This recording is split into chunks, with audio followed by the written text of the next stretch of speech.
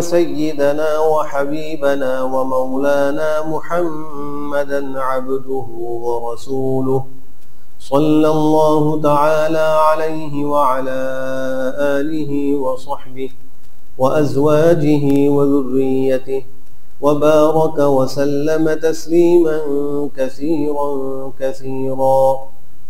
أما بعد فأعوذ بالله من الشيطان الرجيم. بسم الله الرحمن الرحيم.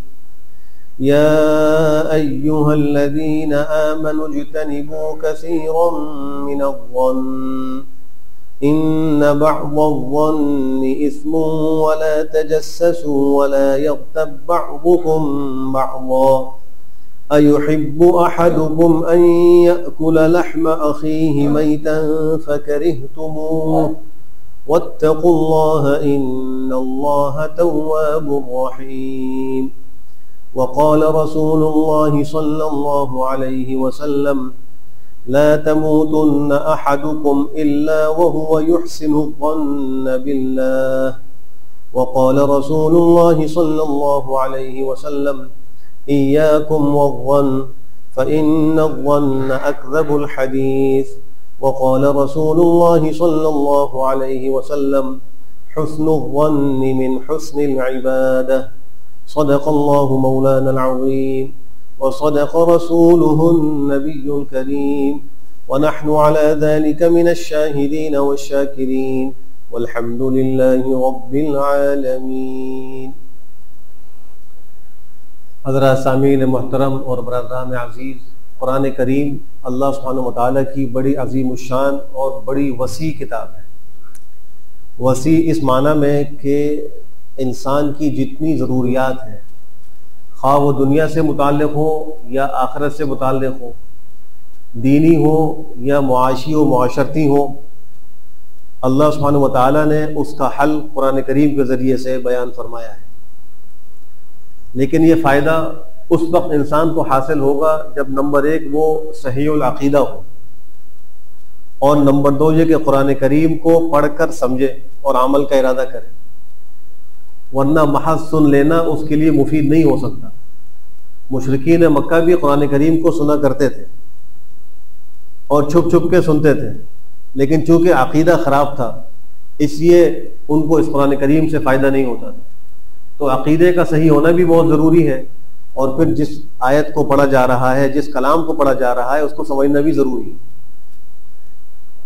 दीन के 5 शोबे हैं, उनमें पहला शोबा अक़ाइद का है, दूसरा शोबा इबादात का है, तीसरा शोबा मुआमलात का है और चौथा शोबा वो मुआशरत का है और 5वां अखलाकियात और आदाब का है।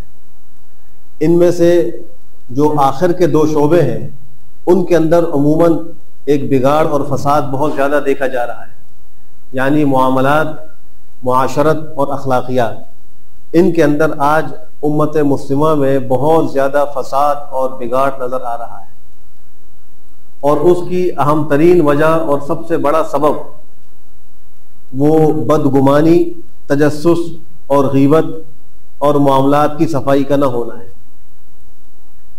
सूरह हुजुरात की जो मैंने आयत तिलावत की, इस आयत में अल्लाह सुब्हानहु व तआला ने अहले ईमान को खिताब फरमाया है कि ए ईमान वालों, इज्तनिबू कसीरम मिनज़्ज़न, बहुत से गुमानों से बचो। इन्ना बअज़-ज़न्नि इस्म, बेशक बाज जो गुमान है वो गुनाह है।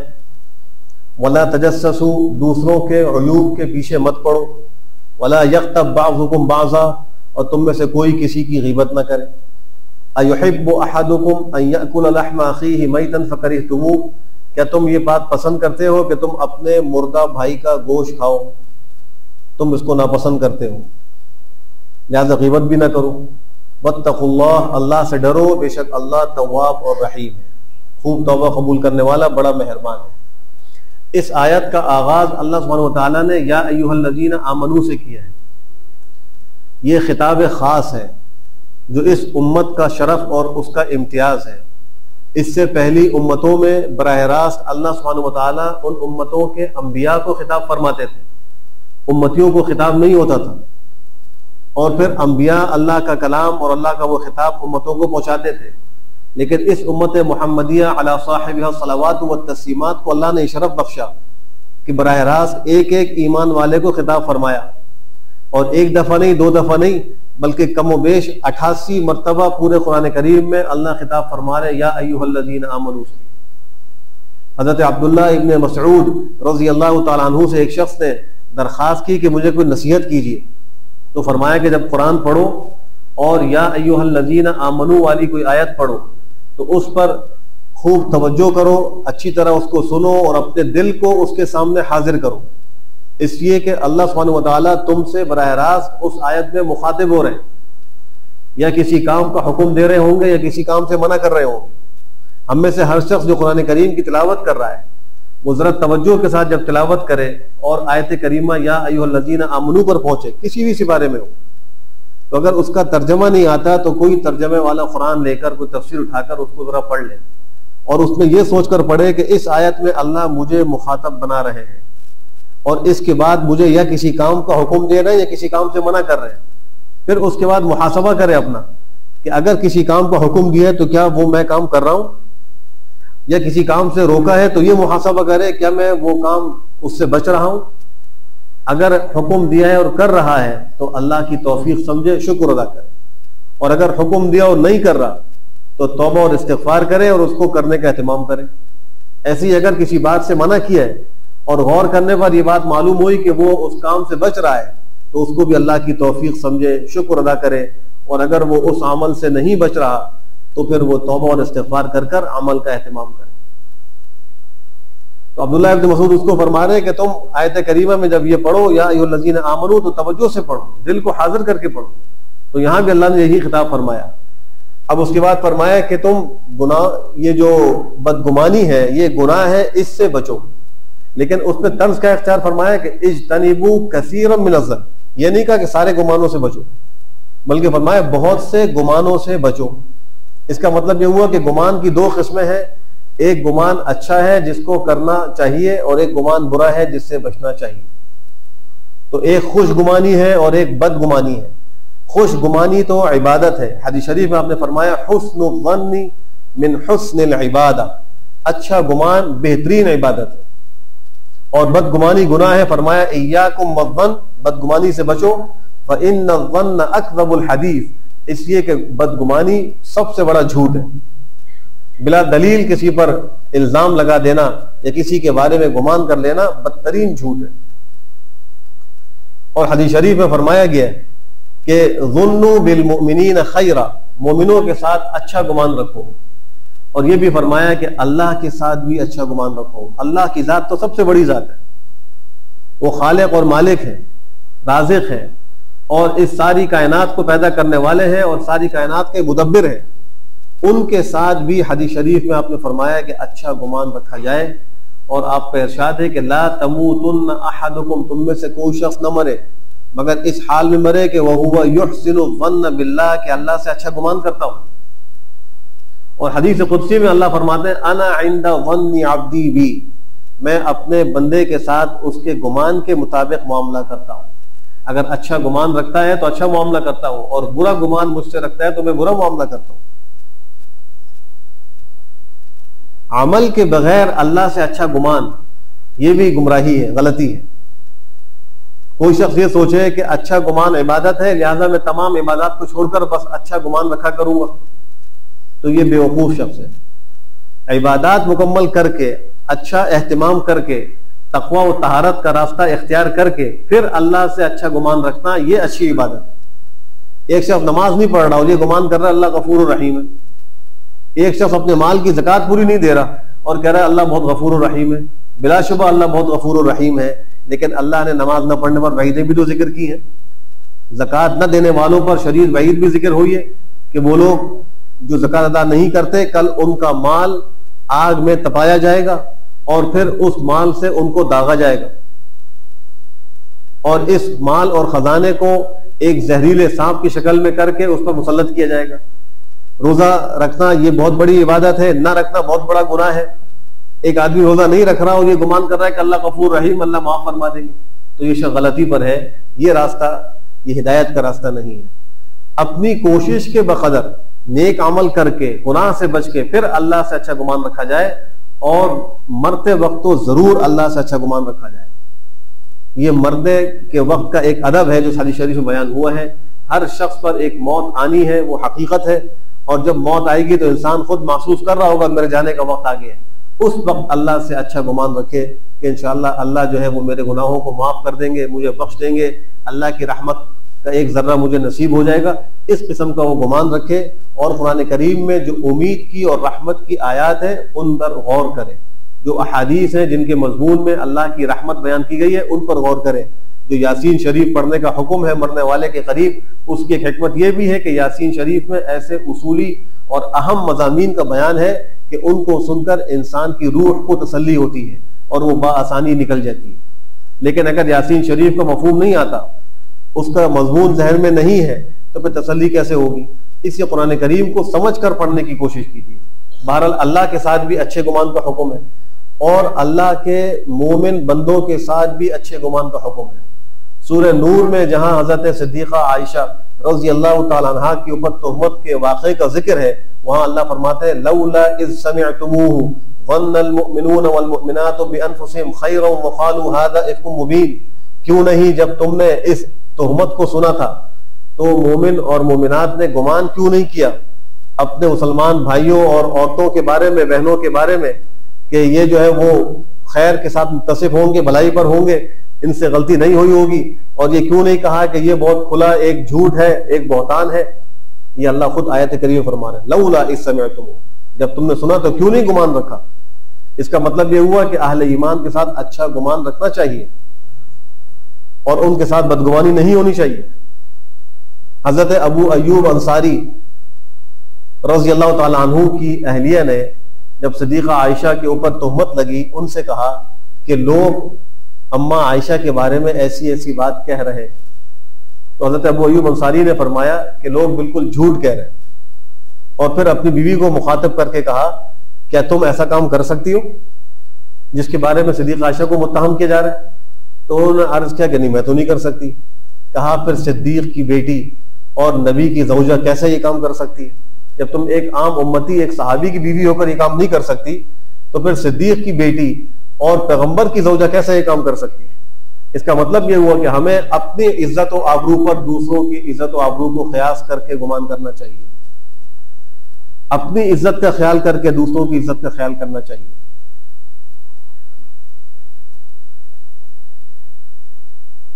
हजरत मौलाना सैयद हुसैन अहमद मदनी रहमहुल्लाह एक बहुत बड़े आलिम गुजरे हैं करीब के जमाने में। मस्जिद नबवी के अंदर मुदर्रिस थे। नौजवानी के आलम में अल्लाह ने उनको ये मकाम अता फरमाया कि वो अरबों को हदीस पढ़ाया करते थे। और जब वो रोज़ा रसूल पर हाजिर हुए एक मौके पर और जाकर उन्होंने सलाम पेश किया, तो उस रोज़ा रसूल से उनके लिए जवाब आया था वालेकुमुस्सलाम या वलदी। और लोगों ने उस जवाब को सुना था कि मेरे बेटे तुम पर भी सलामती हो। तो लोग उसके बाद इशारा करते थे कि ये वो नौजवान है, ये हिंदी नौजवान है, इसके लिए रोज़ा रसूल से जवाब आया है। लोग इशारे करते थे उंगलियों से। एक दफा हज के सफर से वापस आ रहे थे और वापसी पर ट्रेन में सफर कर रहे थे, और उस ट्रेन में हिंदू भी थे, मुसलमान भी थे। तो एक हिंदू जो सामने बैठा था वो उठकर बैतुल खला गया, तकाजे के लिए गया और फौरन ही वापस आ गया। लोगों ने पूछा कि क्या हुआ, खैरियत, आप गए थे वापस आ गए? कहा लोगों ने बैतुल खला बड़ा गंदा किया हुआ है और मेरी तबीयत ने गवारा नहीं किया और मुझे वहां फरागत नहीं हुई, मैं वापस आ गया। हजरत मदनी रहमहुल्लाह ने ये बात सुन ली थी। कुछ देर में चुपचाप उठकर गए और जो कुछ उनको मिला उससे उन्होंने पूरे बैतुल खला को खुद अपने हाथों से साफ किया। ये वो शख्स साफ कर रहे हैं जो सादात में से है, जिसके लिए रोज़ा रसूल से जवाब आया, जिसको अल्लाह ने मस्जिद नबवी में हदीस पढ़ाने का शरफ बख्शा, और जवानी 25 साल की जवानी में वहां मुदर्रिस हुए। वो गए और जाके पूरे बैतुल खला को साफ किया और आकर फिर बैठ गए और फिर कहा कि मैं अभी गया था, बैतुल खला तो साफ है, आप भी जाइए इस्तेमाल कर लीजिए। चुनाचे वो हिंदू गया, जाकर देखा तो उसने देखा बिल्कुल बैतुल खला साफ सुथरा है। उसने फरागत की, वापस आ गया।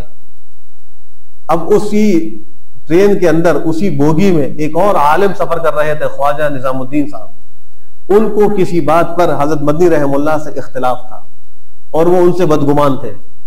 उन्होंने मालूमात शुरू की कि ये जो हिंदू अभी गया है बैतुल खला, इससे पहले किसने जाकर बैतुल खला को साफ किया? तो उसको मालूम हुआ कि हजरत मौलाना सैयद हुसैन अहमद मदनी रहमतुल्लाह ने उस बैतुल खला को साफ किया। उनके दिल पर चोट लगी, उठ कर आए, उनके सामने हाथ जोड़कर खड़े हो गए कि खुदा के लिए मुझे माफ कर दें, मैं आपके बारे में बदगुमानी करता था और आपके अंदर इतनी तवाज़ो है, इतनी हमदर्दी है कि एक हिंदू के लिए जाकर आपने बैतुल खला साफ किया। उन्होंने बड़ा प्यारा जवाब दिया, फरमाया कि मैंने तो अपने नबी की एक सुन्नत को जिंदा किया है। उन्होंने कहा वो कैसे? फरमाया कि एक दफा एक यहूदी नबी करीम सल्लल्लाहु अलैहि वसल्लम के घर मेहमान हुआ, आपने उसके लिए बिस्तर का इंतजाम किया, वो सो गया, उसका पेट चला हुआ था, रात में किसी वक्त उसको फरागत होगी उसी बिस्तर पर और वो सुबह को जल्दी में उठ के चला गया। उसको इसका एहसास नहीं हुआ कि ये बिस्तर गंदा हो चुका है, लेकिन अपना कुछ सामान भूल गया था। कुछ दूर गया, उसको ख्याल आया कि मेरा कुछ सामान वहां रह गया। वापस पलट के आया, आकर क्या देखता है कि सरवर आलम सल्लल्लाहु अलैहि वसल्लम अपने दस्ते मुबारक से उसकी गलाजत को बिस्तर से धो रहे हैं। ये देखकर वो चौंक गया, ठिठक गया और कहा कि अल्लाह सुब्हानहू व तआला ने आपको इतने अजीम अखलाक अता किए हैं, आप जल्दी से कलमा पढ़वा कर मुझे मुसलमान कर दीजिए, मैं मुसलमान होना चाहता हूँ। पैगंबर के इस अमल को देखकर वो मुसलमान हो गया। तो हज़रत मदनी रहमतुल्लाह ने फरमाया कि ये तो मेरे नबी की सुन्नत है। जब वो एक यहूदी के लिए जो गैर मुस्लिम है उसकी गलाजत को, बिस्तर को साफ कर सकते हैं, तो क्या मैं एक हिंदू के लिए बैतुल खला को साफ नहीं कर सकता? ये आजिज़ी और तवाज़ु थी। लेकिन देखिए, जहां दूसरे साहब को बदगुमानी थी, अल्लाह ने उनकी भी इस्लाह फरमाई और उनको भी अपने अमल से रुजू का मौका मिला और तौबा कर ली उन्होंने और आके माफी मांग ली। इसका माना यह हुआ कि आम मुसलमानों से भी अच्छा गुमान रखना चाहिए और उलमा से तो बहुत ज्यादा ही अच्छा गुमान रखना चाहिए। आज लोग उलमा से बहुत जल्दी बदगुमान हो जाते हैं। हर इंसान कमजोर है, खता का पुतला है, लेकिन दूसरे के बारे में जल्दी से फैसला करना यह भी दानिशमंदी नहीं है। जब तक कि तहकीक न हो, बिला तहकीक किसी के बारे में बदगुमान न हो, वरना इंसान की ये मुआशरत को भी खराब करता है, अखलाकियात को भी खराब करता है और आदाब से भी इंसान को आरी कर देता है। इब्नुल अरबी रहमतुल्लाह, मुहय्यिद्दीन इब्नुल अरबी रहमतुल्लाह एक बहुत बड़े आलिम अल्लाह वाले गुजरे हैं, कई किताबों के मुसन्निफ हैं, बहुत से लोग जानते हैं इब्न अरबी की किताबें बड़ी मशहूर हैं। अल्लाह सुब्हानहू व तआला ने उनको ये शरफ बख्शा था कि वो अल्लाह के कलाम को सुन लिया करते थे। ये एक राज था। हदीस शरीफ में आता है कि जब बंदा तिलावत करता है और यासीन सूरह फातिहा पढ़ता है और वो कहता है अल्हम्दुलिल्लाहि रब्बिल आलमीन, तो अल्लाह फरमाते हैं हमिदनी अब्दी। जब वो पढ़ता है अर्रहमान अर्रहीम, अल्लाह फरमाते हैं, जवाब देते हैं अस्ना अलैया अब्दी। जब वो पढ़ता है मालिकी यौमिद्दीन, तो अल्लाह जवाब देते हैं मज्जदनी अब्दी। पहले जुमले का माना यह है कि अल्लाह फरमाते हैं मेरे बंदे ने मेरी तारीफ की। दूसरे जुमले का मतलब यह है कि मेरे बंदे ने मेरी सना की है, मेरी खूबी बयान की है। और तीसरी जुमले का मतलब यह है कि मेरे बंदे ने मेरी बुजुर्गी और बड़ाई बयान की। तो अल्लाह हर हर आयत पर एक जवाब देते हैं। इब्नुल अरबी रहमतुल्लाह को वो जवाब कान में सुनाई देता था, वो सुन लिया करते थे। हमें तो नमाज में कोई होश ही नहीं होता, ना हमें वो खुशू हासिल होता है। हम तो एक तोते की तरह रटे हुए कलिमात मुंह से अदा करके नमाज से फारिग हो जाते हैं और समझते हैं हमने बड़ा एहसान किया और बड़ा हक अदा कर लिया। और ऐसे अल्लाह के बंदे मौजूद हैं कि उनके कानों में अल्लाह का वो जवाब भी गूंजता है जो अल्लाह उस आयत के पढ़ने के बाद इरशाद फरमाते हैं। एक दफा नमाज पढ़ाने के लिए मुसल्ले पे खड़े हुए, पीछे जमात मौजूद थी, लोग इक़्तिदा कर रहे थे। उन्होंने पढ़ा अल्हम्दुलिल्लाहि रब्बिल आलमीन। अब कानों में आवाज नहीं आई हमिदनी अब्दी, पहले हमेशा आती थी, अब आवाज नहीं आई। उन्होंने फिर पढ़ा अल्हम्दुलिल्लाहि रब्बिल आलमीन, फिर आवाज नहीं आई। अब बार बार वो पढ़ रहे हैं। पीछे लोग ये समझ रहे हैं कि शायद इनको लुक़मा देने की जरूरत है, ये भूल गए हैं। लोग कहने लगे अर्रहमान अर्रहीम, अर्रहमान अर्रहीम। लेकिन इब्नुल अरबी रहमतुल्लाह सिर्फ पढ़ रहे हैं अल्हम्दुलिल्लाहि रब्बिल आलमीन, अल्हम्दुलिल्लाहि रब्बिल आलमीन। कई दफा पढ़ने के बाद फिर उनके कानों में आवाज आई हमिदनी अब्दी, तो वो आगे चले अर्रहमान अर्रहीम, फिर आवाज आना शुरू हो गई। जब नमाज से फारिग हुए, लोग पीछे पड़ गए। वो कहने लगे कि अल्लाह से तो अपना मामला साफ कराना आसान है, फरिश्तों से मामला साफ कराना आसान है, लेकिन लोगों से मामला साफ कराना आसान नहीं। वो पीछे पड़ जाते। अल्लाह से तो तौबा इस्तिग़फ़ार कर लो, मामला साफ हो जाता है। और फरिश्ते जो कहते, हम जो कहते हैं वो सुनते हैं और जो करते हैं बस वही बात अल्लाह तक पहुंचाते हैं। उनसे भी मामला करना आसान है और साफ करना आसान है, वो पीछे नहीं पड़ते। लेकिन लोग जब किसी चीज के पीछे पड़ते हैं ध्यान नहीं छोड़ते। तो वो कहने लगे उनके इसरार पर कि ये एक राज है, तो मैं आज बताता हूँ कि जब मैं आयत करीमा सूरह फातिहा की पढ़ता हूँ तो अल्लाह जो जवाब देते हैं वो मैं सुनता हूँ। जिस नमाज में मैंने बार बार पहली आयत पढ़ी उस नमाज में अल्हम्दुलिल्लाहि रब्बिल आलमीन के बाद मुझे आवाज नहीं आ रही थी हमिदनी अब्दी की, तो मैं बार बार पढ़ रहा था, मैं मचल रहा था कि मुझसे क्या खता हो गई कि ये दौलत मुझसे छिन गई। और याद रखिए, जब बंदे को अल्लाह से ताल्लुक होता है तो ताल्लुक ऐसे ही होता है जैसे छोटे बच्चे को अपने माँ बाप से ताल्लुक होता है कि छोटे बच्चे को कोई चीज चाहिए हो और वो न मिले तो वो मचलता है, गिड़गिड़ाता है, रोता है। जब बंदे को अल्लाह से ताल्लुक हो और उसको कोई चीज न मिल रही हो तो वो मचलता है और वो अल्लाह के आगे गिड़गिड़ाता है, रोता है, दुआएं करता है, यहां तक कि उसको वो चीज मिल जाए। उस वक्त तक वो चैन से नहीं बैठता। जैसे बच्चा चैन से नहीं बैठता, ऐसे ही अल्लाह का वो नेक बंदा जिसको ताल्लुक में अल्लाह की दौलत नसीब हो, तो फिर वो जब तक अपनी मुराद हासिल न कर ले वो रोता ही रहता है और अल्लाह से लौ लगा के बैठा रहता है। तो वो कहने लगे मैं बार बार ये आयत पढ़ रहा था, मचल रहा था कि जवाब नहीं आ रहा। आगे पढ़ने का फायदा क्या जब तक मुझे जवाब सुनाई न दे। जब अल्लाह की तरफ से जवाब मैंने सुना हमिदनी अब्दी, तो फिर मैं आगे चला। लोग तो ये गुमान कर रहे थे कि शायद इनसे गलती हो रही है और ये भूल गए हैं, लेकिन मामला क्या था, उन्होंने खुद साफ तो कहा लकुम शानुन वलना शान, तुम्हारा अलग हाल है, मेरा अलग हाल है। तुम तो ये समझ रहे हो कि मैं सूरह फातिहा भूल गया हूँ, उसमें गलती हो रही है, लेकिन मेरा हाल ये था कि मुझे जवाब नहीं आ रहा था, मैं वो जवाब सुनना चाहता था, इसलिए पढ़ रहा था अल्हम्दुलिल्लाह रब्बिल आलमीन।